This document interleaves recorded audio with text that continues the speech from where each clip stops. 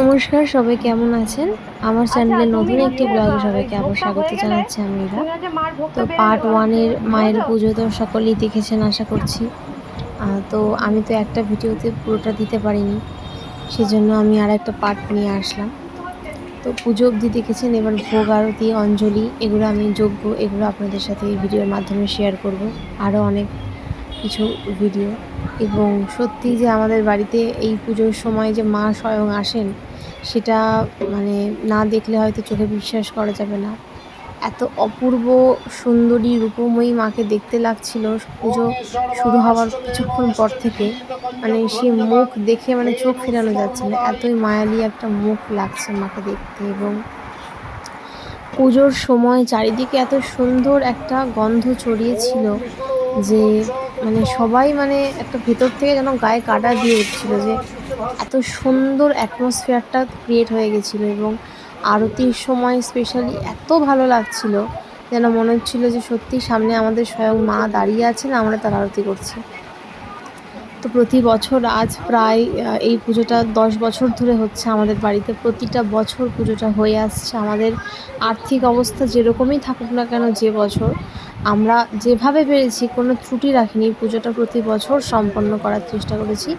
আর এবং ওই আজ এই বিগত 10 বছর ধরে বোধহয় আগে 1 বছর আর এই বছরেই আমরা লোকজন নিমন্ত্রণ করে অনুষ্ঠানটা করলাম না।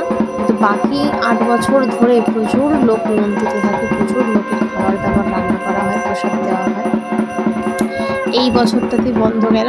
আর আগে একটি বছর বন্ধ গেছিল একটি বিশেষ কারণে। তো যাই হোক, কিন্তু হয়তো সেটা বন্ধ থাকলেও পুজোতে কোনো রকম আমরা কোনো খামতি রাখিনি। কোনো কিছুতে কোনো ত্রুটি রাখার চেষ্টা করিনি। সমস্ত কিছু খুব সুন্দরভাবে ভালোভাবে করার চেষ্টা করেছি। এবং মানে খুবই সুন্দর লাগছিল জায়গাটা।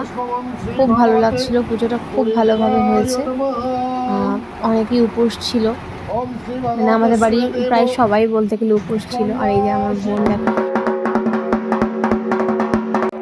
তো ভোগ আসার পরে এদিকে ভোগ নিবেদনের আরতি হবে। তার জন্য মায়ের জন্য মানে কাপড় ধরা হয়েছে। আর এদিকে আমরা যে 108টা প্রদীপ থাকে সেটা এবার সবাই মিলে লাগাচ্ছি। 108টা প্রদীপ আগে মাটির প্রদীপই দেওয়া হতো।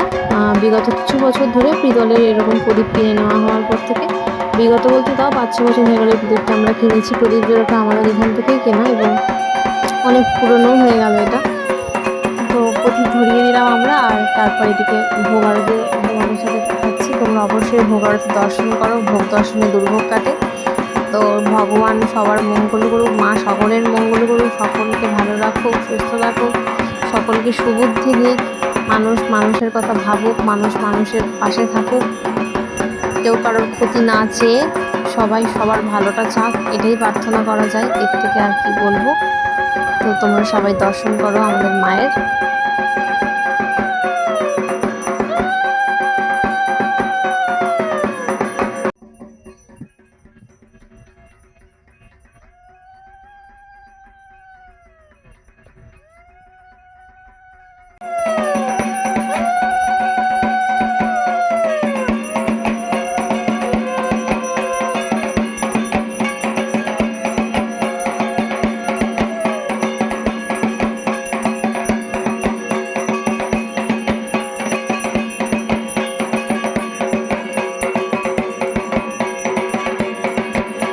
খুব সুন্দরভাবে আরতি হলো। আরতির সময় যেটা তোমাদের আগেও শেয়ার করছিলাম যে গায়ে পুরো কাঁটা দেওয়ার মতো পরিস্থিতি তৈরি হয়েছিল।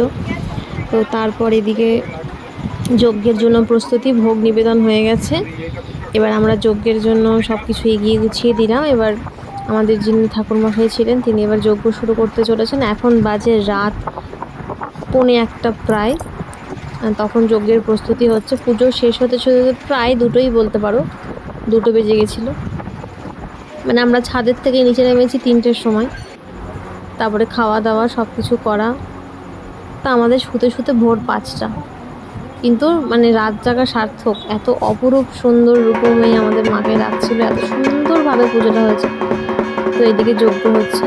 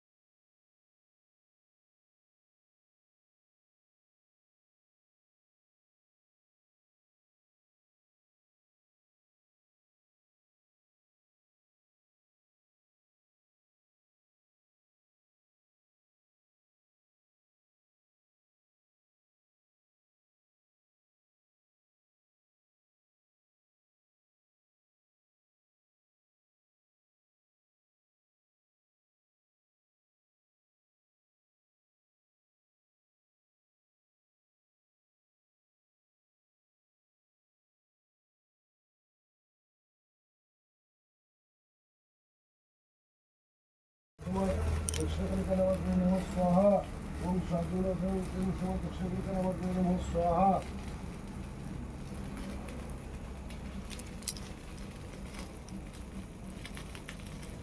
ओम शांतिविनाशाय क्लीं श्रीमत् दक्षिणकलिकनवग्ने नमः स्वाहा ओम शांति बिल्लपत्रसमिदं क्लीं श्रीमत् दक्षिणकलिकनवग्ने नमः स्वाहा ओम शांतिविनाशाय क्लीं श्रीमत् दक्षिणकलिकनवग्ने नमः स्वाहा ओम शांतिविनाशाय क्लीं श्रीमत् दक्षिणकलिकनवग्ने नमः स्वाहा ओम शांतिविनाशाय क्लीं श्रीमत् दक्षिणकलिकनवग्ने नमः स्वाहा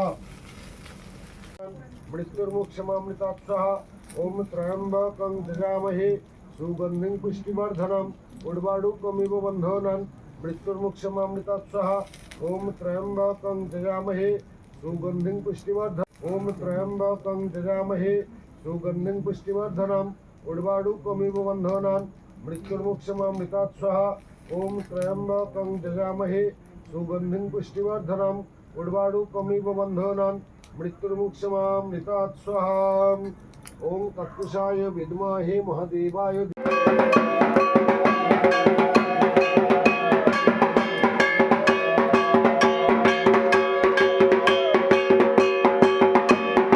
যজ্ঞের আহুতিও সমাপ্ত হলো।